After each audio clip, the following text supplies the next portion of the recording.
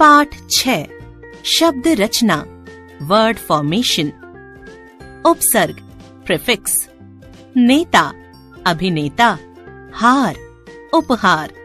उपर्युक्त चित्रों को देखिए और उनके नीचे लिखे शब्दों को पढ़िए। नेता शब्द में अभि लगाने से अभिनेता और हार शब्द में उप लगाने से उपहार नया शब्द बन गया है। अर्थात किसी शब्द के शुरू में कुछ शब्दांशों को लगाने से नया शब्द बन जाता है। यही शब्दांश उपसर्ग होते हैं। वे शब्दांश जो शब्दों के आरंभ में जुड़कर उनके अर्थ में परिवर्तन या विशेषता ला देते हैं, उपसर्ग कहलाते हैं। उपसर्ग की विशेषताएं, कैरेक्टरिस्टिक्स ऑफ प्रीफिक्स। उपसर्ग वे शब्दांश हैं जो हमेशा वाक्य के शुरू में लगते हैं। उपसर्ग जुड़ने से शब्द के अर्थ में बदलाव या विशेषता आ जाती है। उपसर्ग का कोई स्वतंत्र अर्थ नहीं होता। उपसर्ग के भेद, काइंड्स ऑफ प्रीफिक्स। उपसर्ग 4 प्रकार के होते हैं। 1 संस्कृत के उपसर्ग, 2 हिंदी के उपसर्ग, 3 उर्दू के उपसर्ग, 4 अंग्रेजी के उपसर्ग। 1 संस्कृत के उपसर्ग, संस्कृत प्रीफिक्स। उपसर्ग अर्थ, उदाहरण सु अच्छा, सुगम, सुयोग, सुबोध, सुकर्म, सुपुत्र, स्वागत। अभि सामने, चारों ओर, अभियोग, अभिकेंद्र, अभियुक्त, अभ्यागत। अधि अधिकता, अधिकार, अधिसंख्य, अधिपति। अप बुरा, अपव्यय, अपयश, अपशकुन, अपमान, अपशब्द, अपकार। आ तक, आजन्म, आमरण, आजीवन। उत ऊपर या श्रेष्ठ, उत्कर्ष, उत्पन्न, उत्कृष्ट। निह बिना, निर्गुण, निर्बल, निर्जन, निराकार, निर्धन, निर्गमन। प्रति विरुद्ध, प्रतिवाद, प्रतिकार, प्रतिपक्ष, प्रतिक्रिया। विशेष, विज्ञान, विनाश, विजय, विदेश। अन अभाव, अनावश्यक, अनादर, अनुचित। अनु पीछे, अनुरूप, अनुवाद, अनुसार, अनुक्रम, अनुचर। कु बुरा, कुपुत्र, कुकर्म, कुबुद्धि, कुमार्ग। प्र आगे, अधिक, प्रगति, प्रयोग, प्रबल, प्रसिद्ध। दुर बुरा, दुर्दिन, दुर्गम, दुर्दशा, दुराचार, दुर्जन, दुर्घटना। सम अच्छा या पूर्ण या साथ। संपूर्ण, संवाद, संगम, संयोग, सम्मुख, संगति। अभाव, अधर्म, अज्ञान, अन्याय, अथाह। अति अधिक, अत्याचार, अत्यधिक, अत्यंत। 2 हिंदी के उपसर्ग, हिंदी प्रीफिक्स। उपसर्ग अर्थ, उदाहरण अध आधा, अधपका, अधखिला, अधमरा। नि के बिना, निहत्था, निडर। स सहित, सपूत, सजल, सरस। अन के बिना, अनपढ़, अनमोल, अनजान, अनदेखा, अनसुनी। अनसुनी अभाव या निषेध। अनाम, अमर, अभागा, अछूत, अशांति, अकाल। क या कु बुरा, कुरूप, कुकर्म, कपूत, कुसंगति। चौ चार, चौराहा, चौमासा, चौपाल, चौपाया, चौकोर। 3 उर्दू के उपसर्ग, उर्दू प्रीफिक्स। उपसर्ग अर्थ, उदाहरण सर मुख्य, सरताज, सरहद, सरकार, सरपंच, सरफरोश। हम समान, हम वतन, हम उम्र, हम जोली, हम शक्ल, हम दर्द।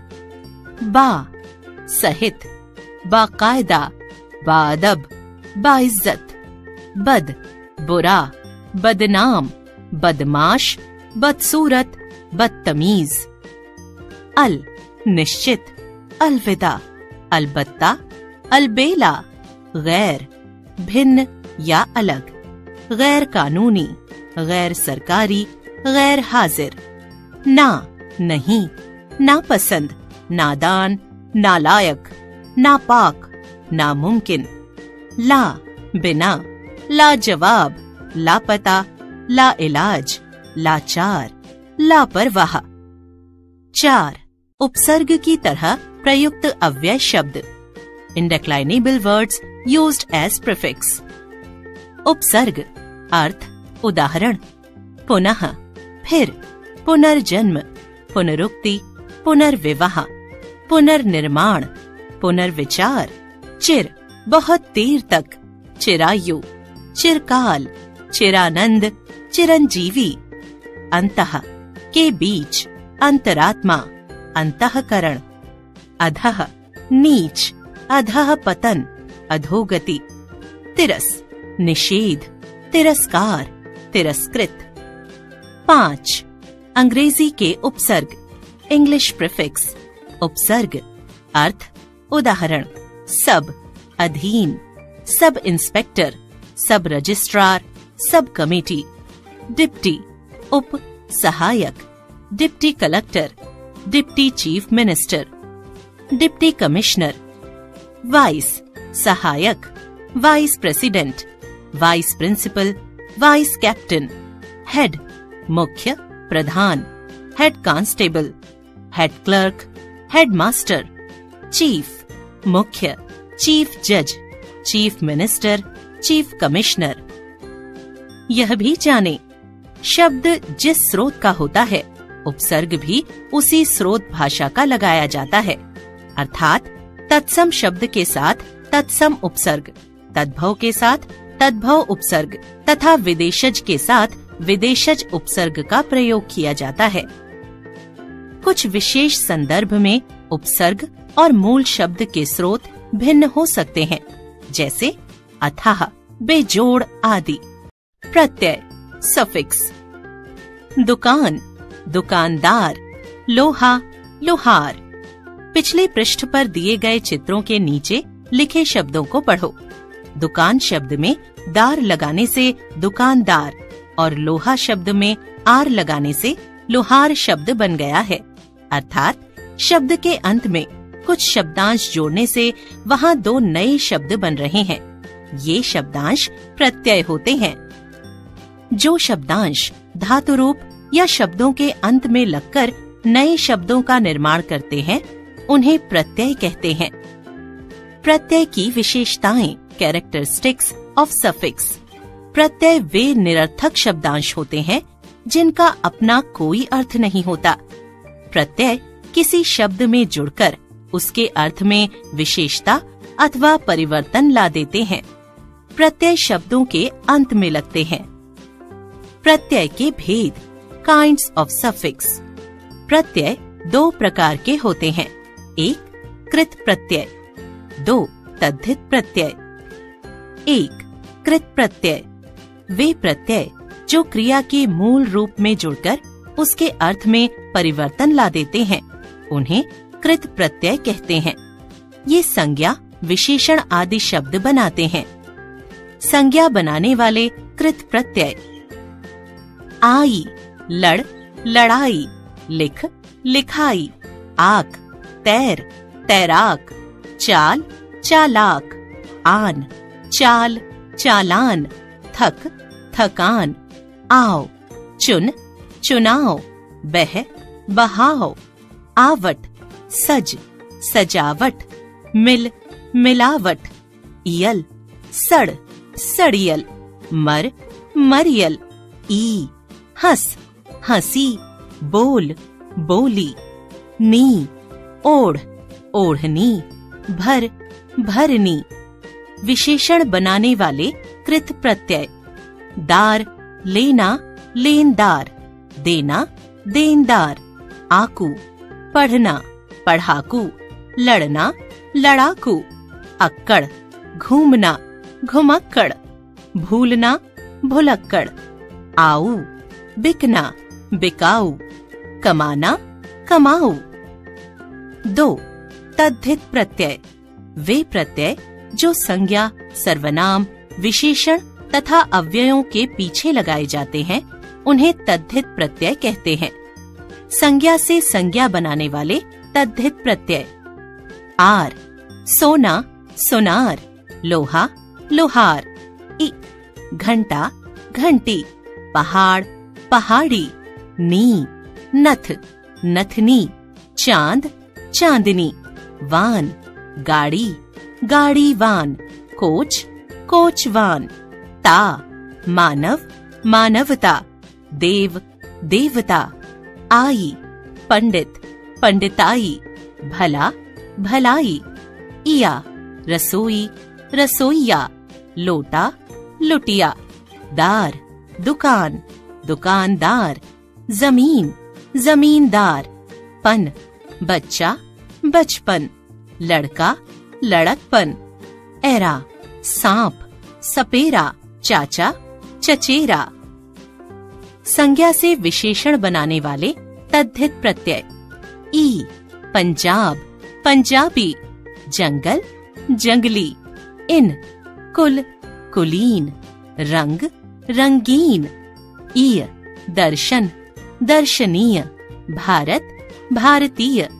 ईला, रंग, रंगीला। हठ, हठीला। आ, प्यास, प्यासा। भूख, भूखा। आलू, दया, दयालु। श्रद्धा, श्रद्धालु। इक, धर्म, धार्मिक। नीति, नैतिक। इत, अंकुर, अंकुरित। पुष्प, पुष्पित। विशेषण से संज्ञा बनाने वाले तद्धित प्रत्यय। आस, खट्टा, खटास। मीठा, मिठास। ता, सुंदर, सुंदरता। वीर, वीरता। पन, गोरा, गोरापन। काला, कालापन। आई, बुरा, बुराई। अच्छा, अच्छाई। ई, बुद्धिमान, बुद्धिमानी। अमीर, अमीरी। आहट, चिकना, चिकनाहट। कड़वा, कड़वाहट। यह भी जाने, कभी कभी एक ही शब्द के अलग अलग भाषा में अलग अलग अर्थ होते हैं। ऐसे शब्दों को उपसर्ग या प्रत्यय के रूप में ध्यान से प्रयोग करना चाहिए। जैसे मंद शब्द का संस्कृत में अर्थ है धीमा, जबकि उर्दू में इसका अर्थ है वाला। अतः अक्लमंद का अर्थ समझ में धीमा नहीं है, बल्कि अक्ल वाला होता है। कुछ शब्द ऐसे होते हैं जिनमें उपसर्ग और प्रत्यय का प्रयोग एक साथ होता है। जैसे परतंत्रता, जिसमें पर उपसर्ग है, तंत्र मूल शब्द है तथा ता प्रत्यय है। आपने जाना, उपसर्ग तथा प्रत्यय शब्दांश होते हैं जिन्हें शब्दों के साथ जोड़ा जाता है। शब्द से पहले लगने वाले शब्दांश को उपसर्ग कहते हैं। शब्द के बाद में लगने वाले शब्दांश को प्रत्यय कहते हैं। उपसर्ग और प्रत्यय जुड़ने से नए शब्द बनते हैं। उपसर्ग के 5 प्रकार हैं। संस्कृत के उपसर्ग, हिंदी के उपसर्ग, उर्दू के उपसर्ग और अंग्रेजी के उपसर्ग। उपसर्ग की तरह प्रयुक्त अव्यय शब्द। प्रत्यय के 2 प्रकार हैं, कृत प्रत्यय तथा तद्धित प्रत्यय। समास, कंपाउंड। रानी पद्मिनी मृग जैसे सुंदर नेत्रों वाली थीं। रानी पद्मिनी मृग नयनी थीं। ऋषिकेश से धूप और दीप लाना। ऋषिकेश से धूप दीप लाना। दिए गए वाक्यों के मोटे रंगीन अंशों पर विशेष ध्यान दीजिए। यहाँ मृग जैसे सुंदर नेत्रों वाली के लिए मृगनयनी और धूप और दीप के लिए धूप दीप शब्द का प्रयोग हुआ है, अर्थात इन्हें संक्षिप्त किया गया है। यह प्रक्रिया समास कहलाती है। 2 या 2 से अधिक शब्दों को संक्षिप्त करने की प्रक्रिया समास कहलाती है। पूर्व पद और उत्तर पद समास के लिए कम से कम 2 पद होने चाहिए। पहले पद को पूर्व पद और दूसरे पद को उत्तर पद कहते हैं। समस्त पद पूर्व पद और उत्तर पद के मिलने से बना नया शब्द समस्त पद कहलाता है। जैसे राजा का पुत्र, राजपुत्र, हर दिन, प्रतिदिन। यहाँ राजपुत्र में पूर्व पद राजा है तथा उत्तर पद पुत्र है, और प्रतिदिन में पूर्व पद प्रति है तथा उत्तर पद दिन है। अतः राजपुत्र और प्रतिदिन समस्त पद हैं। समास विग्रह, डिसोसिएशन ऑफ कंपाउंड। समस्त पद को विग्रह करके पहले जैसा बनाने की प्रक्रिया समास विग्रह कहलाती है। निम्नलिखित उदाहरणों से इसे आसानी से समझा जा सकता है। समस्त पद, पूर्व पद, उत्तर पद, समास विग्रह। तुलसी कृत, तुलसी कृत, तुलसी द्वारा कृत। पंचवटी, पंच वटी, 5 वटों का समूह। यथाशक्ति, यथा शक्ति, शक्ति के अनुसार। नीति निपुण, नीति निपुण, नीति में निपुण। यह भी जाने, समास के लिए कम से कम 2 पद होने आवश्यक हैं। समास प्रक्रिया में बीच की विभक्तियों का लोप हो जाता है। समास होने पर जहाँ संधि संभव होती है, वहाँ नियमों के अनुसार संधि भी हो सकती है।